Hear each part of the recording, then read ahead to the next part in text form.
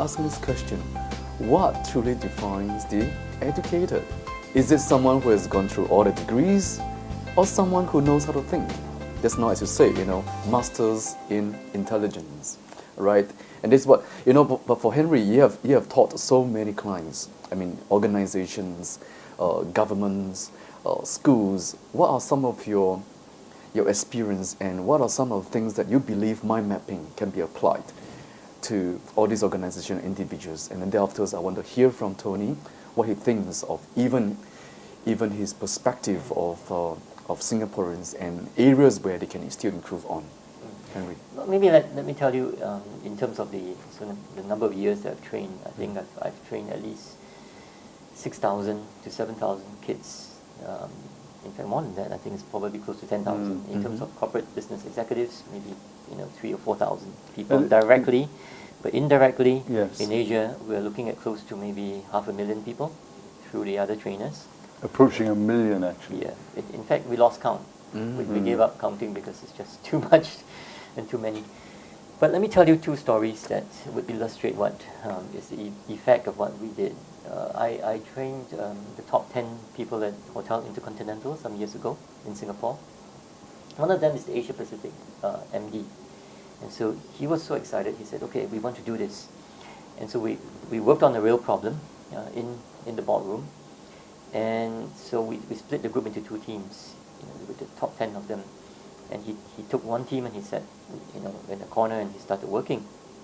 About an hour, and this is 1 hour after he sat there doing it, he turned around, he looked at me, and he said, I could do this for a long time, isn't it?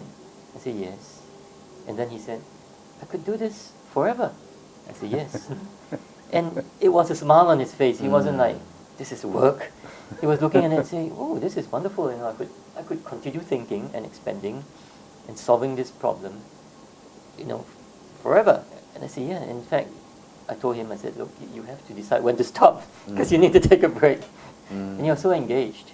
Right. And he was very happy, and he took that piece of work and I said, why don't you put it in your room and continue to think about it and use that as the base of your thinking, as the structure to guide you in your thinking. Right. That's the mind map.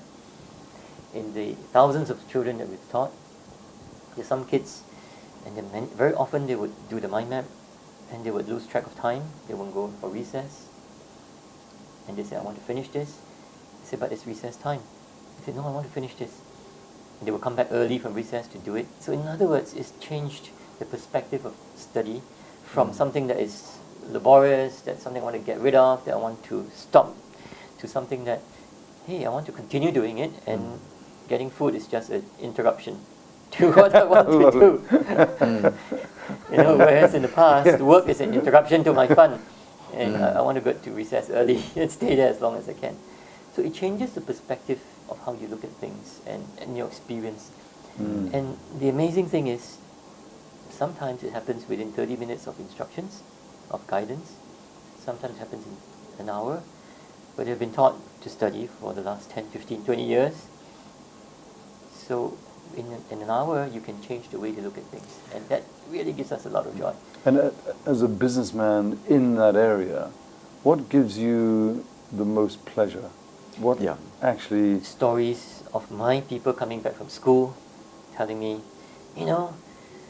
this teacher was so amazed by what she could do, or I've got 2 kids in my class who were challenged in learning, and now they could. Children who turned around and said, I could do things.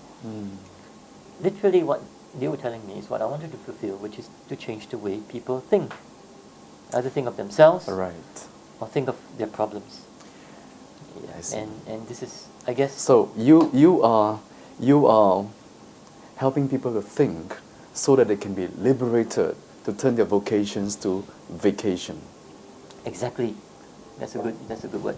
Yes, that's what... vacations to vocation. Vocation to vacations. Can you imagine? Because Confucius ever said, when you enjoy what you do, there is not a single day of work. Exactly. True.